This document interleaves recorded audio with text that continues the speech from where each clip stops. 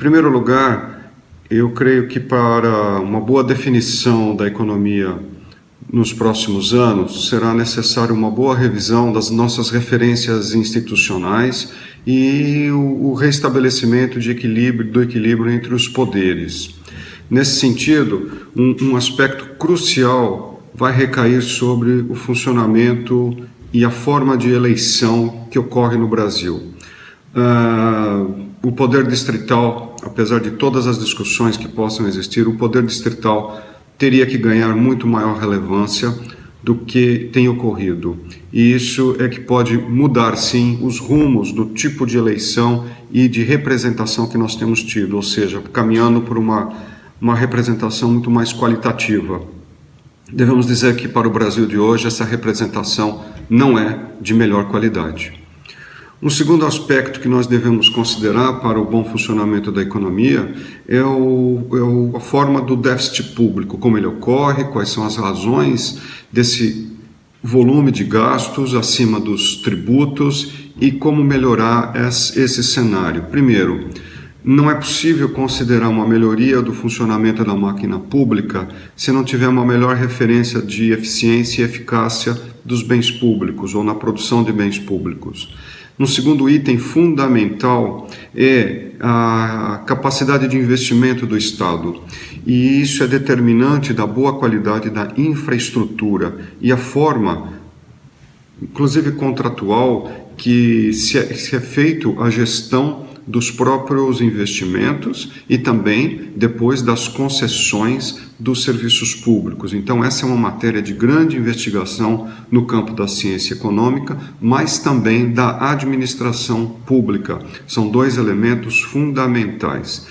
Além de um terceiro item dentro do contexto do déficit público e da participação do setor público na determinação do equilíbrio social de um funcionamento tanto de sociedade quanto de economia, além da eficiência, eficácia, da recuperação do investimento, é o comportamento contracíclico do gasto público, ou seja, quando a economia diminui a atividade, o gasto público entra para dar suporte, e o inverso quando a economia cresce. Esse seria um comportamento esperado para os gastos públicos e não procíclico de uma maneira permanente, não?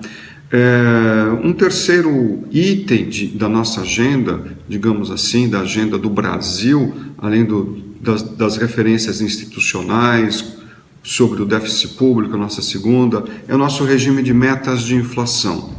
O regime de metas, que tem mostrado o efetivo para controlar preços, necessita para funcionar uma taxa de desemprego absolutamente elevada.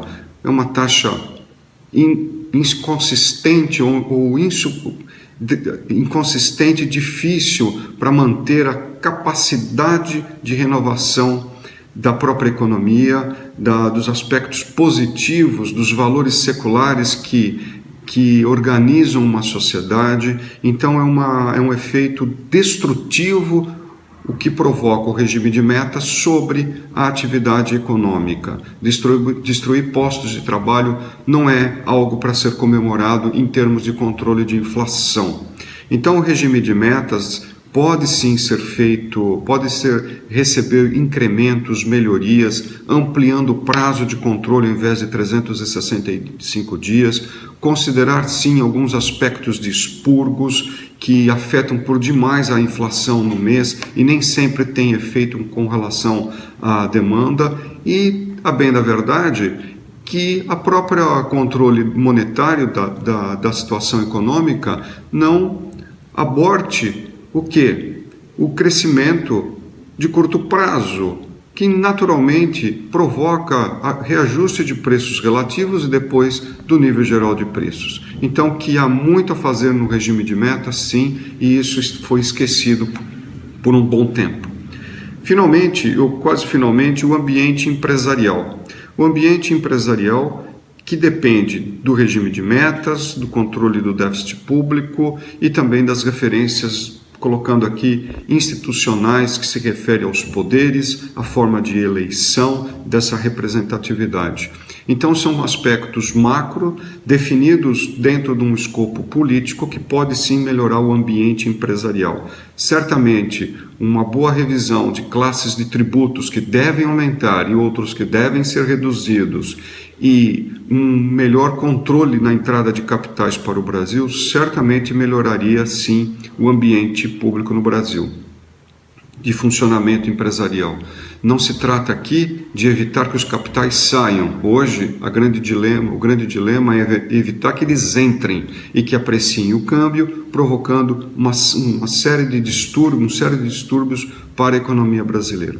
Eu acredito que esses 4 pontos bem organizados dariam um cenário de melhor expectativa, mas cujo foco principal dos 4 elementos seja a redução da desigualdade social e o aumento das oportunidades de trabalho e de emprego, especialmente para jovens. Eu acho que se a economia tiver esse referencial e a classe política concebê-los como um referencial importante, ou seja, são os meios para a redução das desigualdades, o Brasil pode voltar a ter uma chance melhor do que aparentemente está em voga. Eu acho que um cenário de médio prazo é o melhor para se pensar no Brasil, e não exatamente até 2020 ou 2021.